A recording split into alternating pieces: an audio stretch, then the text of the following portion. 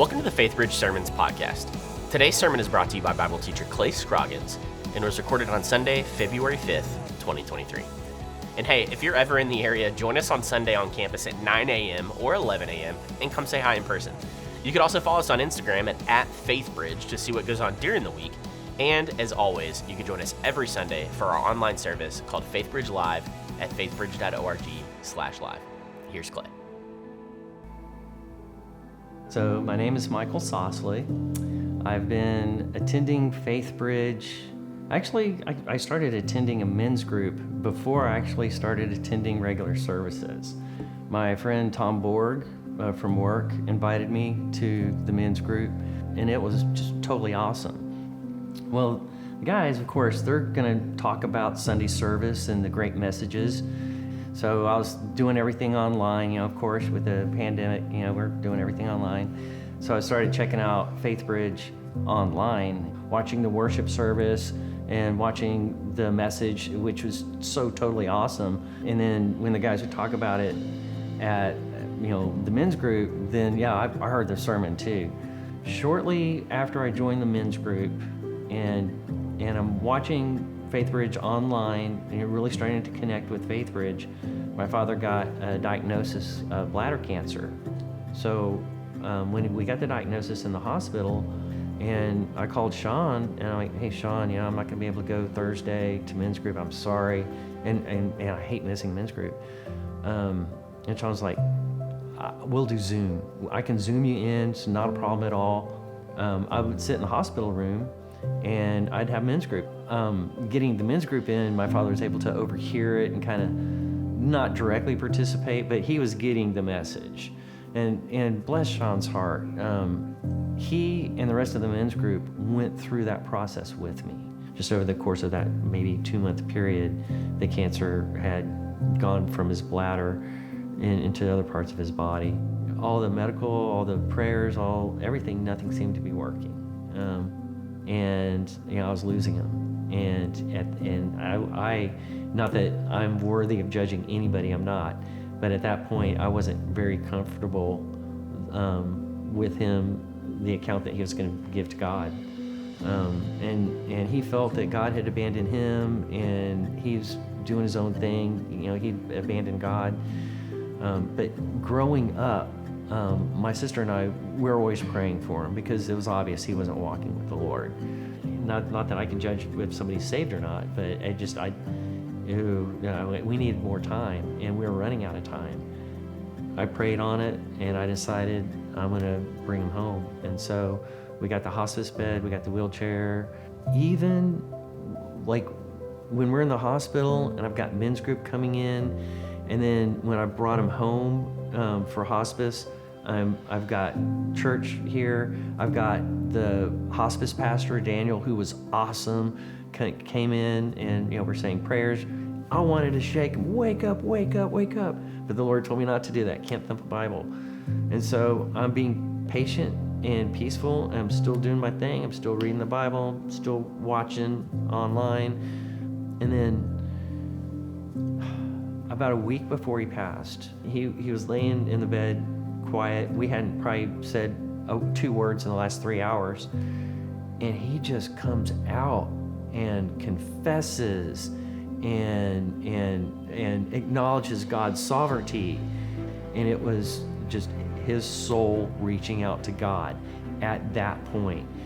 That's when the lights came on for me, and I could see, wow. So the Lord was working when I was reading the Bible. The Lord was working when Sean was piping in the men's group for me. The Lord was working with the hospital pastor, and the Lord was working bringing Faith Bridge online into the house. The Lord was working in so many different ways.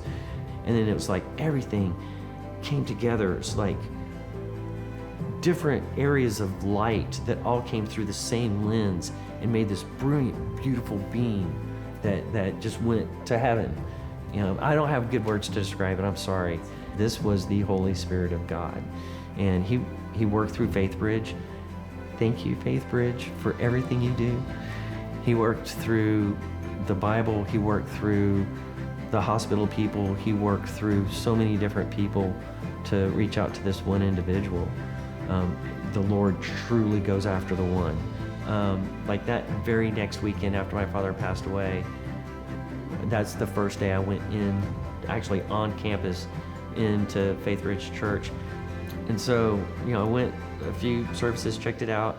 We were talking about like different volunteer type opportunities. I said, well, I can run a camera. They said, well, let's get you into production. We'll introduce you around, see if there's a spot there. But they put me on the schedule for Sunday morning, and they put me on camera 2 to start out with. Loved it. To go from, man, I hope my father wakes up in the Lord, to, yeah, Michael, you can help us do this for other people. And I'm like, yeah, how can I not,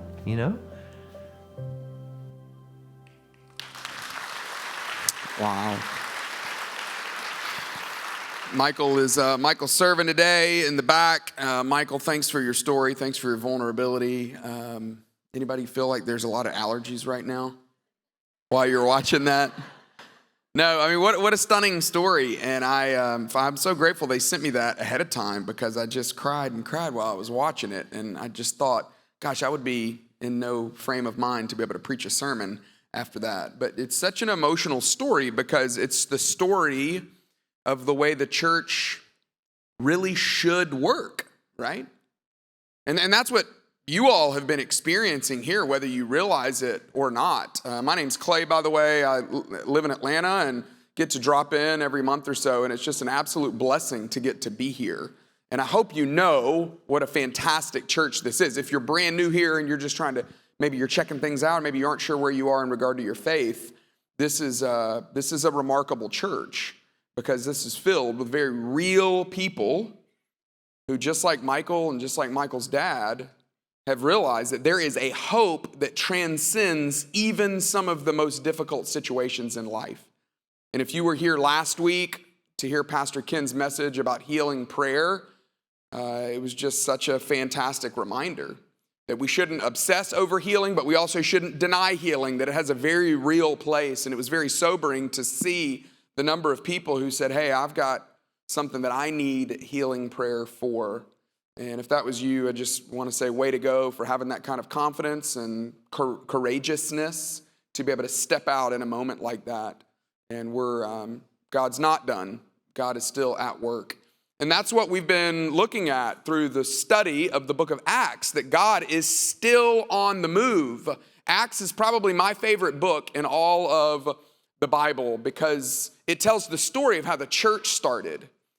And we're picking up right where we were in Acts, at the end of Acts 2, where the author of Acts, Luke, a doctor, a researcher, is trying to explain to us, hey, here's how you know. When someone has put their faith in Jesus and become a convert, there's all these converts. Over and over again, that phrase is, and God, the Lord, added to their number daily.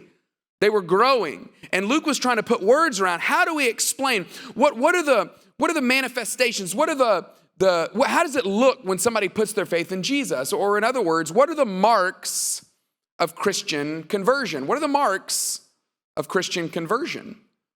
I grew up in a home where I have wonderful parents who believe in Jesus. I've got an older sister and a younger sister who are both Jesus followers. And so, in a sense, I was really born into it. To not follow Jesus would have been contrary to everything that our family stood for. So when I was 7 years old, and I put my faith in Jesus at that moment in time, it felt very real. It felt like a real moment for me.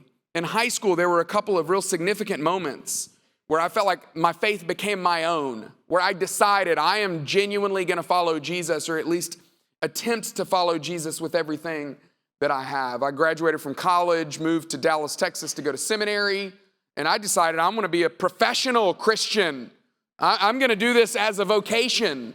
And so even still, doing that for 18 years in the Atlanta area, about 18 months ago, I resigned and was getting so many opportunities to go talk about leadership with organizations and corporations, and still getting to preach at churches. I just thought, hey, I should be able to do this. I should be able to show off the marks of Christian conversion. Until stuff happens like it happened yesterday at the car wash right around the corner from where we live. I don't know what the weather was like here, but in Atlanta it was sunny. It was the first day it had been sunny for a while. And my wife had been asking me for the last week or so if I would take her minivan to go get it washed. And any of you moms, dads, you drive a van and you know what it's like to have these cretins that live in this van. I mean, I feel like whenever they eat snacks, I tell them, hey, when you eat your Cheez-Its, please do not crumble them up and sprinkle them around the car, which is what it feels like they're doing. They eat like beavers. Just food going everywhere. I mean, it's a disaster in there. I wish that instead of a car wash, what I wish they had was a machine that would pick the thing up, turn it upside down, and just shake it out. That's what they needed to get this thing clean. And so yesterday, I'm very excited about it. I'm like, this is a big day. I got our kids in tow. Some would call that indentured servants, but I was going to involve them in cleaning this. You made the mess. You're going to help clean the mess. And there were so many people at the car. I was not the only one with this idea.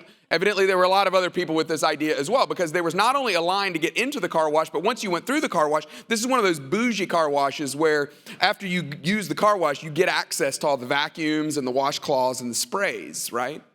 And so I'm sitting there and I'd kind of inch my way up in line where I was next. And so I had Hawkeye. Like I was looking at all the different spots. And as soon as somebody pulled out, I was going to whip right in there and get this thing all fresh and all clean.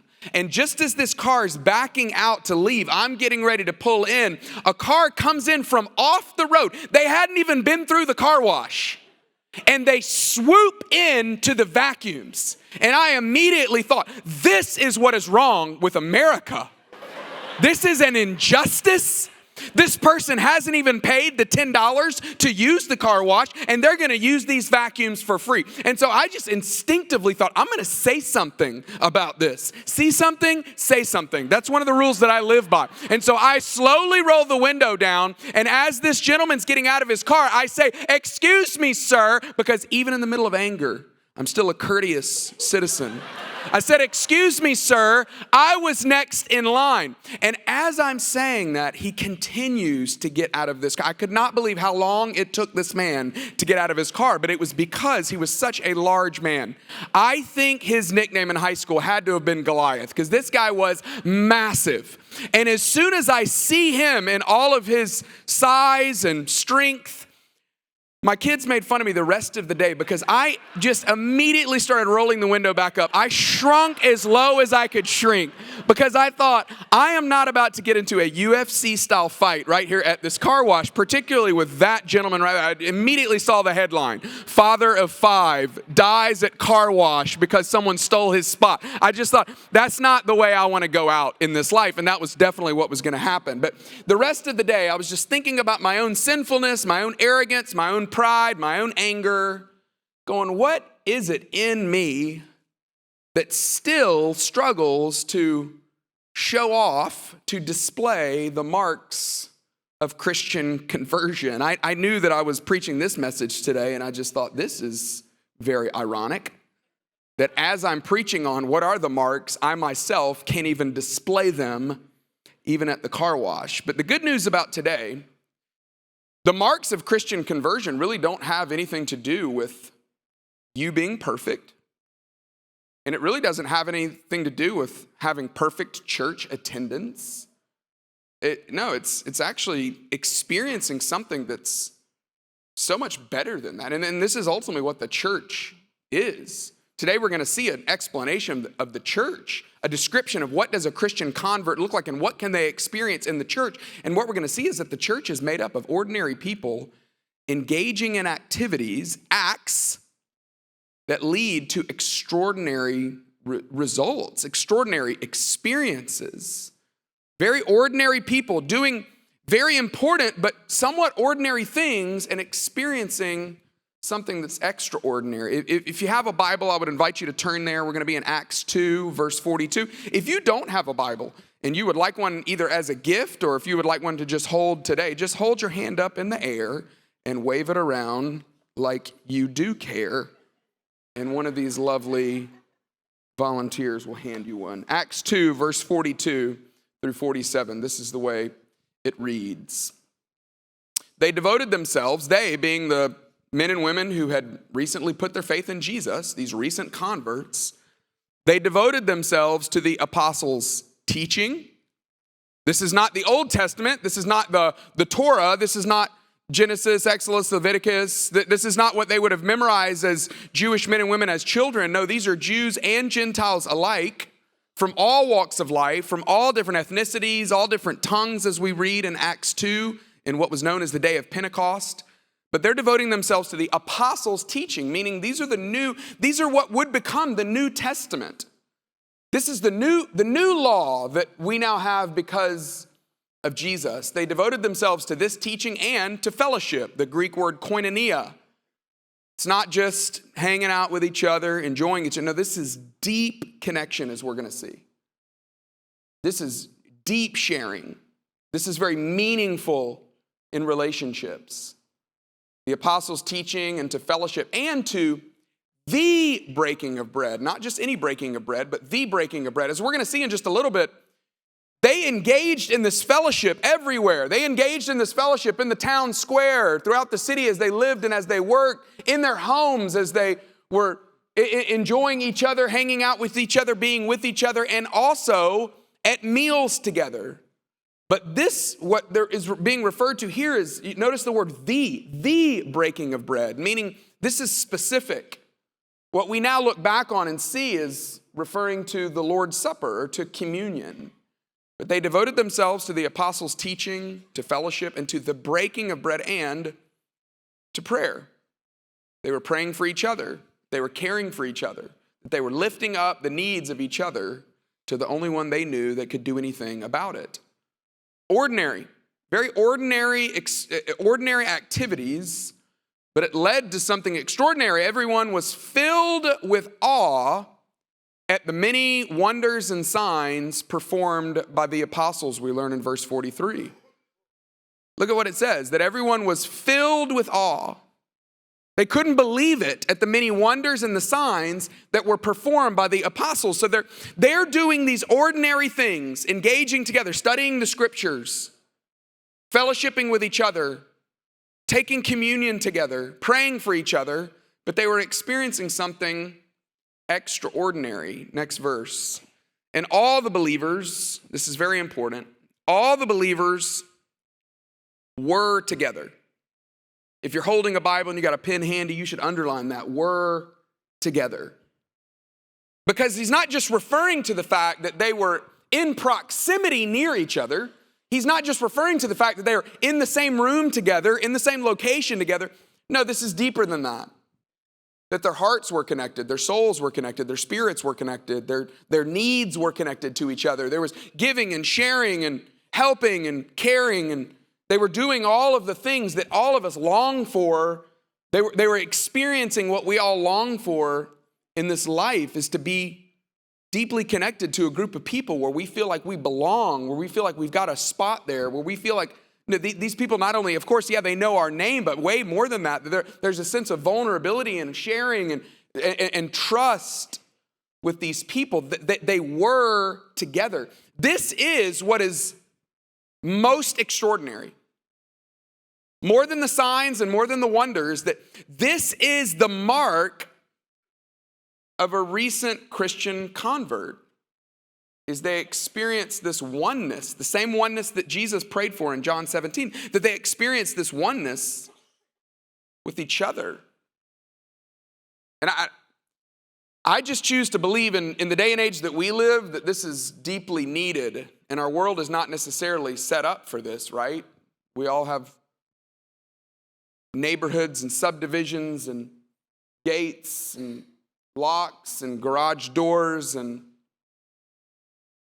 most of life is spent trying to stay away from people, not engaging with people. But my hope is that as we study this passage today, that God would change something, loosen something, challenge us with something that would allow us to take a step deeper to experience what they were experiencing. That they were together. There was a togetherness. And they had everything in common. Not meaning they had everything in common, like they all liked the same things and listened to the same music and cheered for the same teams, not voted the same way politically. No. what was mine was yours, and what was yours was mine. And if you had a need, I'm going to do everything I can do to meet your need. How do I know that? Well, because that's what Luke tells us next, that they sold property. They sold property and they sold possessions to give to anyone who was in need. Now, it's one thing to give to someone because you can and because you have margin. It's another thing to do it sacrificially, right? To give sacrificially. They sold property and sold possessions because somebody had a need.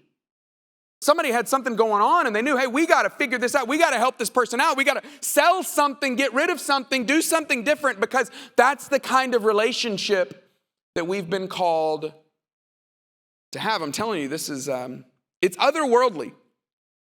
Some of you maybe had a season of life where you experienced it. Some of you maybe at FaithBridge, even in your grow group or on your serving team, maybe you're experiencing this. But I mean, this is holding high this value of what the church really could look like.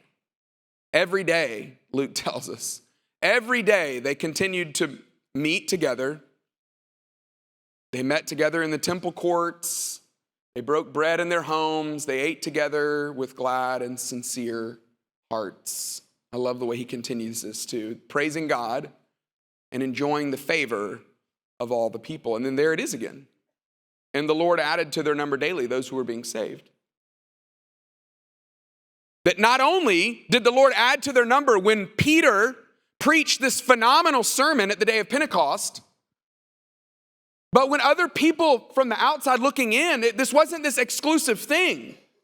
No, this was yes, this is what we're experiencing. And it's so compelling that people were going, excuse me, can I experience? Yeah, come on in. You can too. See, this is different than what maybe some of you have thought about the church in the past, that it was this exclusive club that you had to be invited into, or that you had to know the secret code, or you had to have a certain level of knowledge, or a certain level of wealth, or a certain level of righteousness. Not according to what was happening in the first century. No, in the first century, they were engaging in very ordinary activities, but they were experiencing something that was surreal. It was otherworldly, and everybody was welcome. Everybody was invited. Anybody could show up. Those who had it together and those who didn't. Those who were wealthy and those who weren't. Those who came from the right family and those who didn't. And God used all of that remarkably. And I just want to say, as we look at this passage, sometimes we look at this passage as, is this a prescription for the way church should be? Is this what the New Testament is prescribing to us that church should be? I don't know the answer to that. It seems like Luke was saying this was a description of what the first church was experiencing. That this is the ideal, that this was the hope. But I want to try to just I'm going to give you 4 simple ideas. They're each going to start with G, because as a pastor, I signed a covenant years ago that I would alliterate whenever possible. And so these all start with G. I'm hoping you'd be able to memorize them, think about them, write them down, maybe think about what would this mean for you in your own life. But this was the good that they got out of this. This was the joy that they had because they were a part of it. This was the benefit. See, sometimes we all feel guilted into being a part of church. Some of you, maybe you're here today because you felt, some guilt from your past. I love the fact that at FaithBridge that I've been here probably 10, 15 times. I've never heard anyone guilt someone into trying to get them to come to church. No, we don't need to feel guilted to be here. Because we all know that guilt's a great short-term motivator, right? You might go to the gym for a little bit because you feel guilty. You might change the way you eat for a little bit because you feel guilty. You might change your financial habits because you feel guilty, change your work habits because you feel guilty. But sustained long-term change, it doesn't happen when we're motivated by guilt. No, when we change best, we change because we want to, right? Because we can't not, because we realize it's what's best. And I wanted to give you here's some of the joy, some of the benefits, some of what you might really experience if you decided to live in this kind of way, in hopes that maybe it would allow us to change some things, to begin to on a more consistent basis, not because we feel guilty, but because we are choosing to because we want to. In the same way that you can't get a baby to stop crying by saying, stop crying, right? Why does a baby cry? A baby cries because it's responding to life. It's evidence of life. One of the first things you want when a baby is delivered is you're waiting for that cry because it's a sign of life. And what we experience, the joy, the benefit that we experience in Christian community, both it's a mark of our conversion, but it's also just what happens when we respond to life, the life that Jesus has given us. Here's the first one. The first one is growth. We experience growth. Yeah, just real quick. How many of you want to grow today? Anybody want to grow? There's some of you that are like, not me, man. I am good to go the way that I am. I don't want to change a thing. I like it like I got it. Can't teach an old dog new tricks, and I am good right where I am, right? No, there aren't many people like that in the world. But most people want to grow. I would imagine for a lot of you, you're here today because you want to grow, right? Just think about it this way. If you knew beyond a shadow of a doubt that there was information orbiting your world that would make you better, would you want it? Sure. And one of the best ways that we're able to see things about ourselves that need to change, one of the best ways that we're able to experience the motivation to grow is through other people. How do I know that? Well, because when I said, if there was information orbiting your world that if you knew it, would you want it? You immediately thought about the information that's orbiting the people's world around you. You immediately thought about the things that your kids need to change and the thing that your spouse needs to change and the thing that your person down the road needs to change and the person that in your grow group that needs to change. We immediately think about all the other stuff that other people can change. And it's when we come in contact, in close proximity with other people, that we change, that we grow. As iron sharpens iron. That's how we grow. If you've got somebody in your life that you're annoyed with right now, if you've got somebody in your life that's irritating you right now, you know what God is probably trying to do? He's trying to use that person to point out something in you that might need to grow. And I know what it's like. Every small group, every grow group has got people in the group that are the extra grace required kind of people, right? The people that just take up everybody's time, talk a little bit too much, share a little bit too often, don't show up all the time. And we get irritated, we get annoyed. And some of you are like, not my group, we don't have that person. It's probably you if that's the case, right? Because every group has got them. But I'm just telling you, the way we grow is by learning to love those kinds of people. Because it makes us get over ourselves. And it makes us recognize that there's things in me that need to change. And my pride's being hit. And I'm the one that thinks I should talk. And I'm the one that thinks I ought to have the story that's always dramatic. Whatever it is, it's how God helps us to grow. And it's a good thing. We wouldn't grow any other way. Not only do we experience growth, but we experience massive generosity, right? And this is one of the benefits of being connected to Christian communities. We get this opportunity to be generous.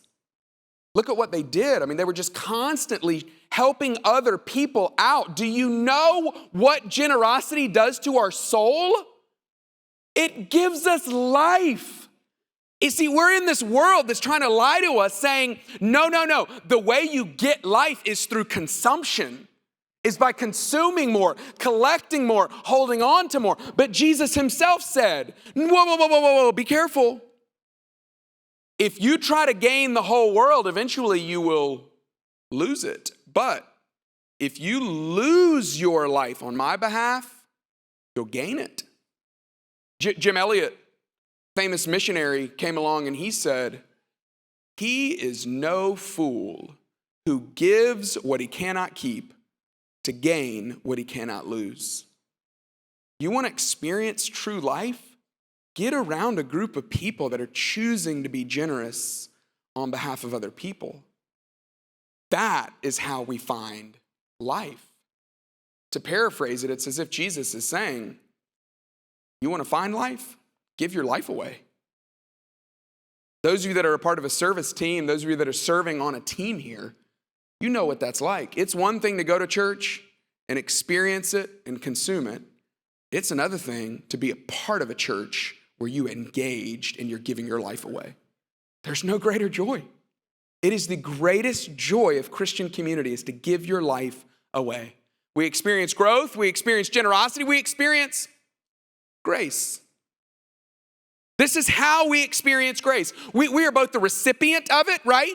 Have you ever been in a group of people? Have you ever had a group of brothers, a group of sisters, a group of friends that you were really honest with, like the deep, dark parts of your soul, where you shared I can't believe I'm going to say this, but this is what I'm struggling with, and they look at you in love and in kindness and say, we're not going anywhere. We still love you. Now, we want to help you change, and we want to help you get better, and we want to help you grow. But we're going to extend grace because we love you, because we care for you. And part of the way we experience grace is because we learn how to deal with other people that are not like us. I'm telling you, this was a community filled with all kinds of ethnicities, people that spoke different language from different parts of the world. They had the rich, they had the poor, they had politically from all the ends of the spectrum. And when you get in a group of people where you're around people that are not like you and you become brothers, you become sisters, you engage in community with them, you experience grace. You learn how to extend grace. And finally, not only do we experience growth, we experience generosity, we experience grace, but we experience grief as well. One of the most intimidating things that I remember when I was in my 20s and trying to learn how to be a pastor, I felt like I was pastoring with training wheels on, you know. I remember the first couple times I went to a hospital to pray for someone who was sick. And it was always so awkward for me because I was like, I don't know these people. They don't know them. They're in a hospital gown. They don't want the pastor coming to be like, hey, what's up? How's it been going? You want to play some Connect 4 and then I'll pray for you? Like, what? Nobody wants that, right? But what was always so encouraging to me is whenever I would show up and their group was there. I would show up and there would be people already there going, hey, we're so glad you're here, but we are loving on this person. We already got the meal train going. We've already been praying for her. We've already been praying for him. We are here with them. It's the way life works best, and it's what you can only experience in community. I'm telling you, if you want to grow, if you want to experience life-giving generosity, if you want to experience grace like none other, if you want to experience people walking with you in grief, this is the church, people. This is it. This is how God does it. His plan A is through this community of people. And so we're going to experience just what they experienced. In the same way that they got together and that they would experience the breaking of the bread, we're going to experience the same thing. As we do, when we come to the table, what we're experiencing is we're saying, ultimately, if we're going to grow, God, it's because of you. It's your spirit that's going to empower us. God, ultimately, the only way we could be generous is by recognizing you have been generous to us. Your death on the cross was the most generous, extravagant, we don't deserve it kind of thing that anyone could have done.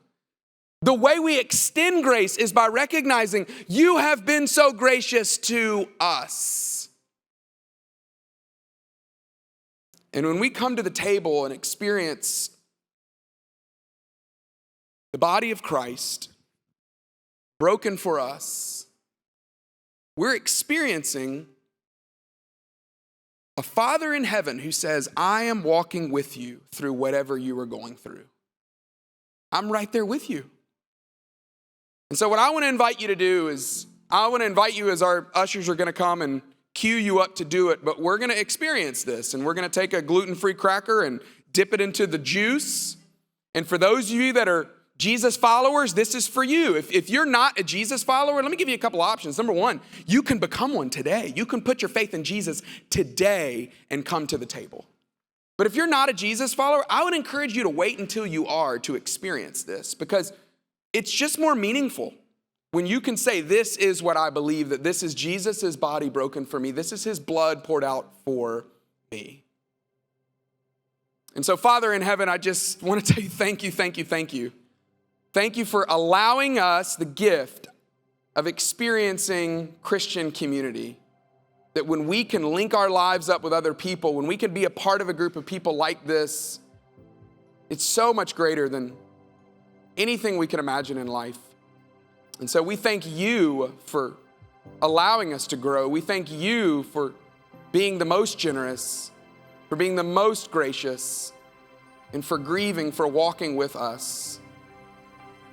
We celebrate you, we honor you, we thank you for Jesus, and we pray all of this in his name.